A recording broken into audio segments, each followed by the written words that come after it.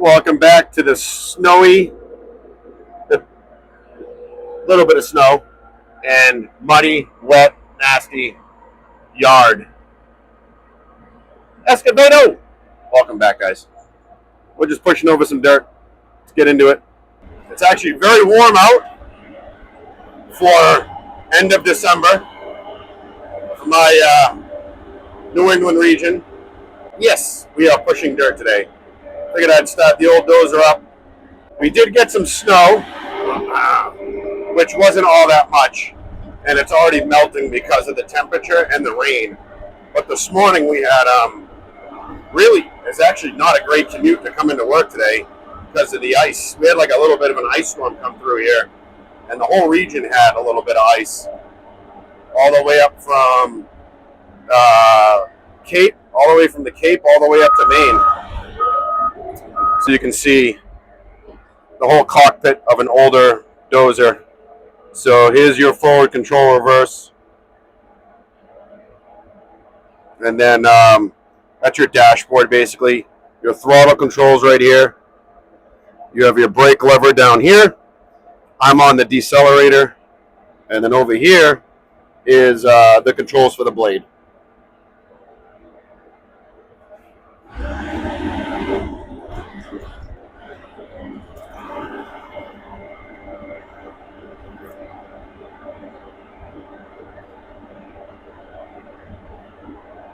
I've had questions in the past about, wondering how to run a dozer. Because you might have somebody that can run a loader, but I was curious on how to run a dozer. And it's really all not that bad, but the only thing that you really need to get in to learn is get in the seat. There's no really other way to learn how to do this than getting in and getting some seat time, basically. I know that sounds a little strange and counterintuitive, but there's no book that's going to show you how to do this properly. You need to watch other operators that have already done it before, pick up on some of their good cues and what they do, and pay attention to people on job sites. And that really goes for any piece of equipment, to be honest with you. Pay attention to other operators around you, and you can get a rough idea on how they maneuver a machine. So that's a good word of advice if you're trying to run a dozer or never ran one. And I feel as though if you learn on a smaller machine, it's a lot easier than trying to run a big. It's actually harder to run a smaller dozer, and the easier the dozer is, the easier it is to run.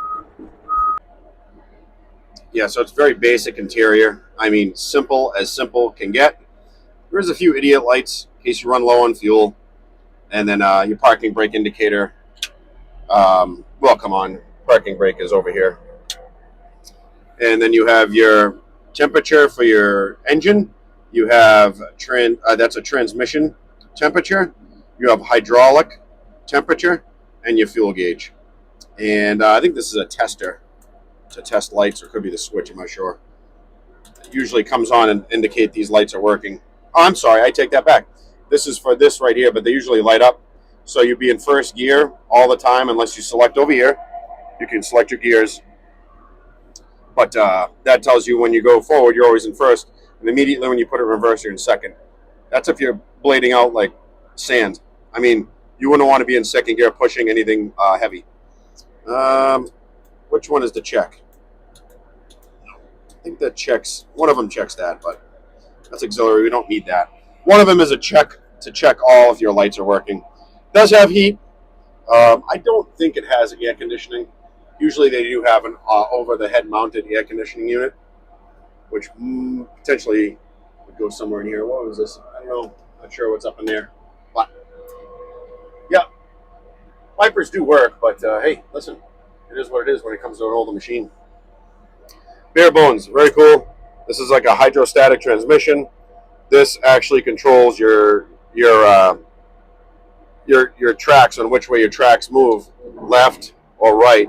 You pull back on that lever, and that'll spin you which way you want to go. Obviously, forward, reverse, neutral, and your blade. And this is a 4-way blade. So yeah, because you have up, down, and then you have tilt left, right. There's no tilt this way.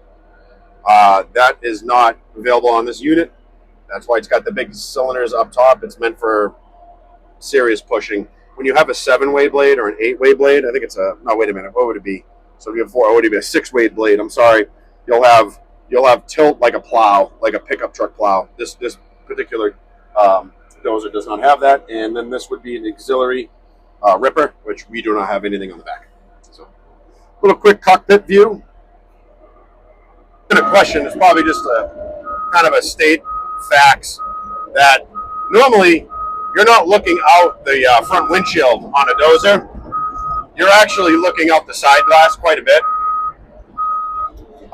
You're not really ever particularly looking out the front glass right here. You always seem to be looking out left-hand side or right-hand side of the front windows, because you're always looking particularly at the edge of the blade here, down here, and seeing exactly where daylight is and how much what your ground clearance is. You can kind of get a gist of it. But if you're just pushing over piles like we're doing right now today, you really don't necessarily need to be looking out the front window for anything.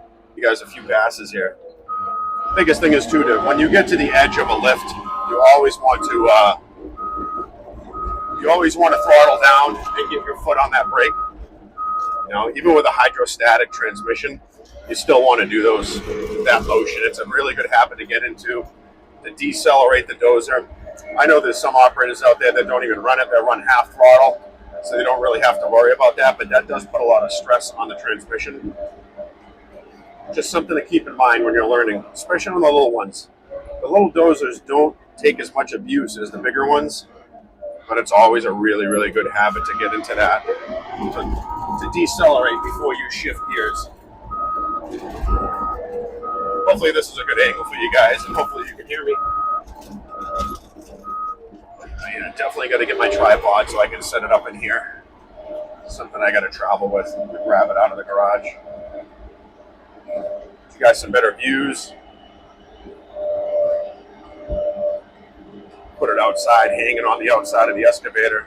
Definitely do some better filming for you guys.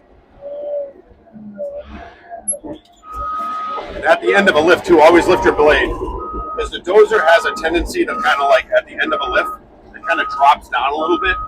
So you don't want to leave that big divot. You don't want to leave that big divot at the end of a run, especially if you're fine tuning. You always want to have that blade lifted up just a smidge as you start progressing towards the end of a lift. So we'll wrap this video up. Just a quick video testing out kind of the new microphone. I got to learn not to yell anymore. That's definitely a thing. I'm a very loud person as in general, but it's nice going to be able to tone my voice down a little bit during filming.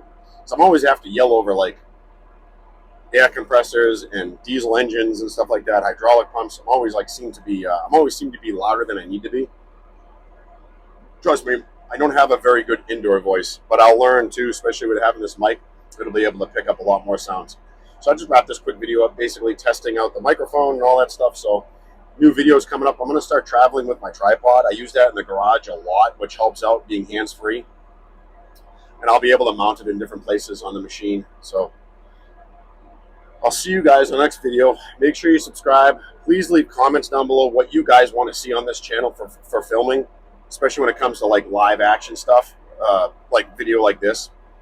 And yeah, I'm still going to I'm still going to do the series on the blue collar world and how to get into it and what entails and some of the details. So make sure you check out those videos. There's a playlist in my channel. And then, yeah, leave a comment on those videos if whatever you guys want to talk about getting into it, especially the younger generation. I always say younger generation, but realistically, it could be anybody getting into this field trying to, whether it's change up their career, even in their 40s. So it's good to get some of this information out there.